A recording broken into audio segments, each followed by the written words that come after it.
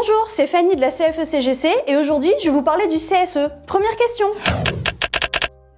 Mais dis-moi Fanny, c'est quoi le CSE? Le CSE, Comité social et économique, est la nouvelle instance qui va regrouper le CE, les DP et le CHSCT. On passe à la question 2.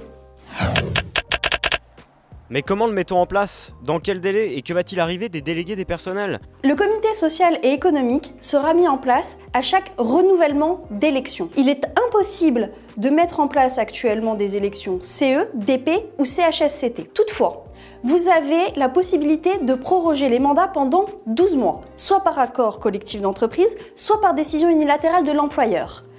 Au 1er janvier 2020, tout le monde devrait être passé au CSE. Concernant les délégués du personnel, ils vont être absorbés par le CSE. Mais maintenant, il va être créé des référents de proximité. Ces référents de proximité seront mis en place par un accord collectif qui décidera de leurs fonctions et de leurs heures de délégation. Vous avez compris? Allez, on passe à la question 3. Fanny, explique-nous quelles sont les attributions du CSE. Les attributions du CSE seront différentes selon l'effectif de l'entreprise. Dans les entreprises de 11 à 49 salariés, le CSE aura l'émission DDP uniquement. Dans les entreprises de 50 à 300 salariés, le CSE aura l'émission DDP, du CE et du CHSCT.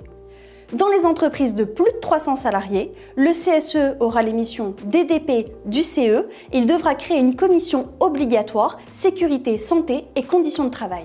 Allez, prochaine question. Et concrètement, comment fonctionne le CSE? Le CSE sera une élection avec des titulaires et des suppléants.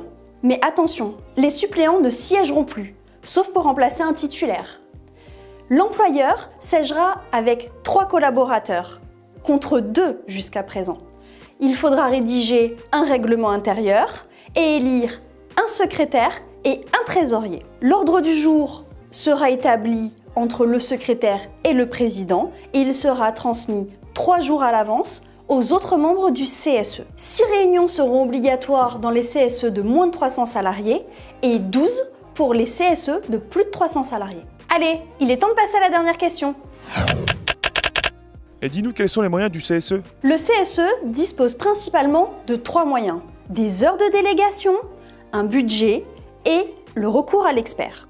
Concernant les heures de délégation, dans les entreprises de moins de 50 salariés, les élus auront le droit à 10 heures minimum et dans les entreprises de plus de 50 salariés, à 16 heures minimum. La grande nouveauté, c'est que ces heures de délégation seront annualisables et mutualisables entre titulaires et suppléants. Concernant les budgets, il y aura toujours un budget de fonctionnement et un budget concernant les activités sociales et culturelles, mais la nouveauté, c'est qu'en fin d'année, on pourra passer d'un budget à l'autre. Enfin, on pourra recourir à des experts. Et la nouveauté, c'est qu'il y a une généralisation du cofinancement. 80% pour l'employeur et 20% pour le CSE. Pour plus d'informations, adhérez à la CFE-CGC et contactez-nous.